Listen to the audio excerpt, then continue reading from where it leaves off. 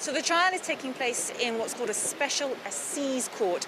That's a courtroom that's reserved only for very serious criminal trials. Now, it relates to Sid Ahmed Glam, is the man who is accused. He is accused of having planned an attack on a Sunday morning against a church congregation in the town of Villejuif, just south of Paris. Now, that attack did not actually take place.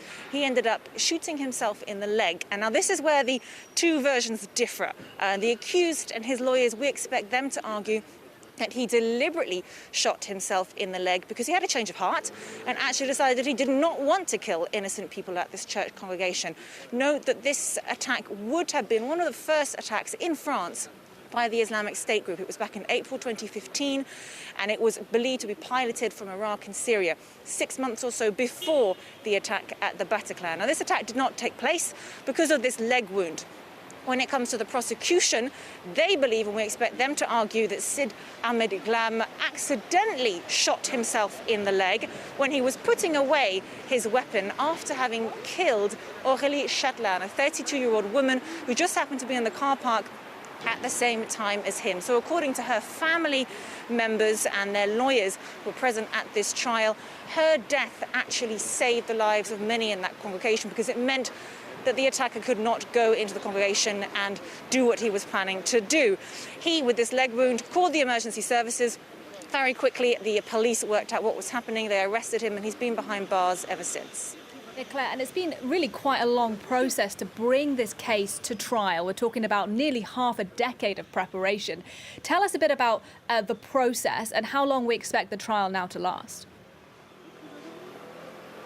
Right, so today is the first day of the trial. We have 4.5 years worth of investigations. Sid Ahmed Glam is accused of having links to a terrorist organisation, that would be the Islamic State group, and having planned to carry out an attack.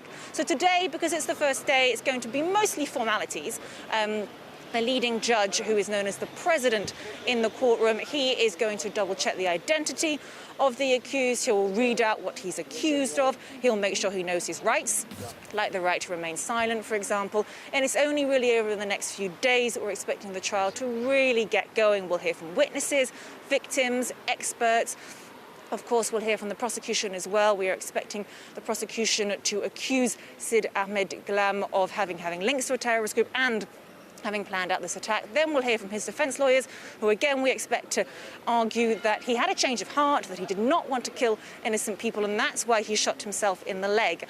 At the end of the trial, the accused will be given a last chance to have some final words, and then the jury, which in this case is actually made up of professional magistrates, because this is happening at a special criminal court, which is the assize court just behind me.